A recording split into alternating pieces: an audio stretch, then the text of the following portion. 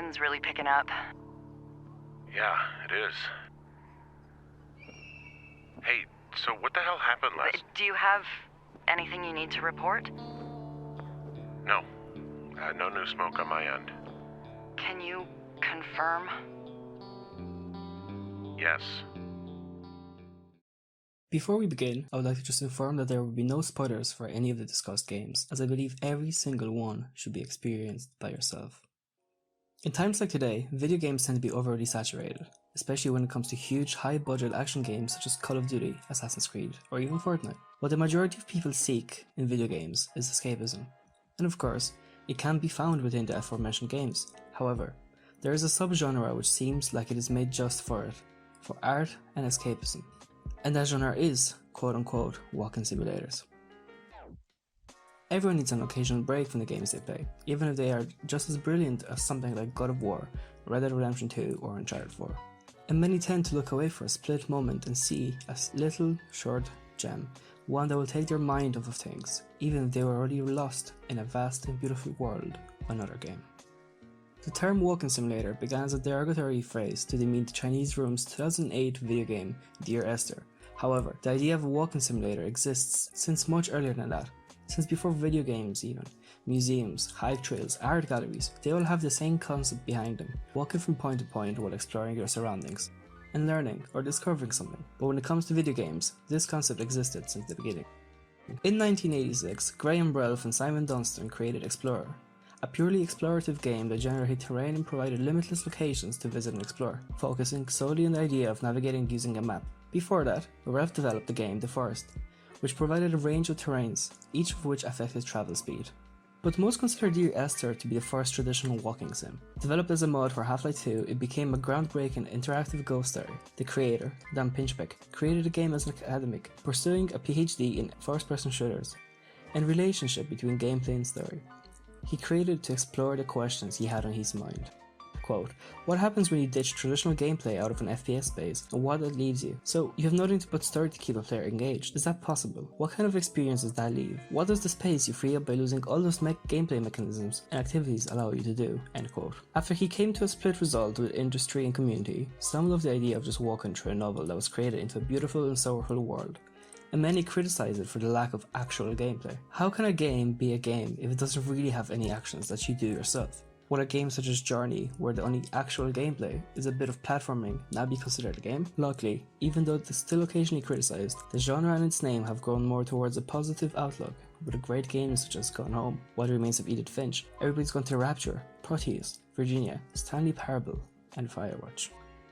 Walking simulators have evolved. Dear Esther is of course brilliant, even with how bare-boned it seems compared to some of the newer titles within the genre. But games such as Stanley Parable explore the breaking of the fourth wall, making us think of the relationship between player and the game itself. The setting and atmosphere make us think of how playing the game works in relation to objects and environmental storytelling. Virginia's cinematography makes us question the boundary between the art of film and video game. And finally, games such as What Remains of Edith Finch articulate its story through various puzzles scattered across the house that we are told to explore. Walking simulators demand players to play in a new and different way. They continue to evolve, they innovate, and play with our expectations of what a video game really is.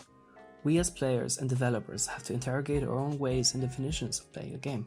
2015's Everybody's Gone to the Rapture, developed by the Chinese Room, has won a number of BAFTA awards for its achievements in audio, performance, and music. When you leave the game, you really do feel as if you just left a small town in England where everyone disappeared without a trace. And the main difference between having such a feeling from a game like Everybody's Gone to the Rapture and a game such as The Last of Us is that the stripped down gameplay options. And this leads me to the final point, the differences. The differences between, as I just said, Everybody's Gone to the Rapture and Naughty Dog's The Last of Us may not be so obvious from the larger picture. However, the gameplay, or lack thereof, in Everybody's Gone to the Rapture allows the players to concentrate more on the smaller hidden aspects that create the narrative.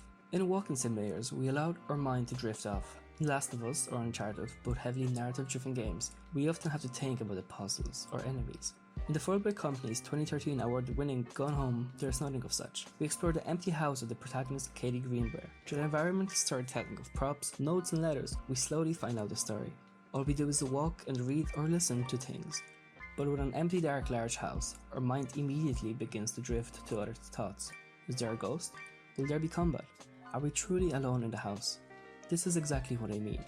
The setting itself creates a feeling of tension within the player, creating a narrative of our own which only reveals itself to us, giving us the actual story of what happened and why the house is currently empty.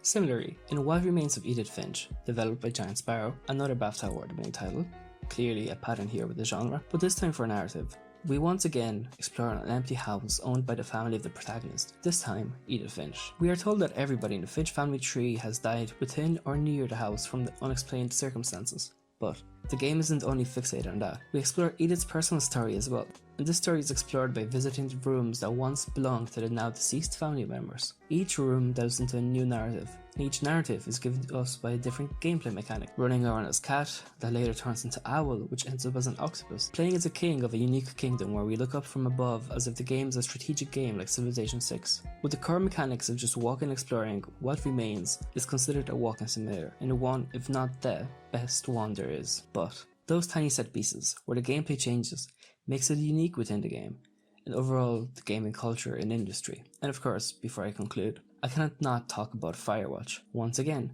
a BAFTA award-winning video game. Firewatch, developed and published by Campo Santo in 2016, quickly became a beloved game by the community. Although still frowned upon by those who don't consider walking simulators actual games, it was and to this day is loved. In Firewatch, we take the role of Henry, a man who took upon a summer job as a wildfire lookout in the Shoshone National Forest. With an obviously brilliant and immersive narrative, it makes most people play the full game in one sitting. There is however more to why this also stands out from the crowd and why it is so loved. From the UI to the gameplay, as much of which there is, characterization of various characters we learn about throughout the story, to the narrative itself, and the big mystery we begin to attempt to unravel. All these small things add together to make the game that we see, the game that we play and love to play on more than one occasion. I mean, who wouldn't want to spend hours in a forest as beautiful as the one in Firewatch? But the thing that stands out is characterization. A great example of this is Delilah, a voice we hear over the walkie-talkie throughout the game. We never see her, but the conversations we have with her reactions to our actions, are what develops our relationship with her. We get an image of who she is as a person, even though we never really see her. It is in a way realistic. Today, we often develop relationships with people over the internet, who we may never see in real life. But that isn't all when it comes to realism. By stripping the game from everything that makes it a quote-unquote game, the UI, any fantasy elements or gameplay complexities have an outcome of something that feels personal and real, emotionally intelligent even. It is a down-to-earth game where we connect and feel empathy for and experience things with other characters, and that is what makes Firewatch different.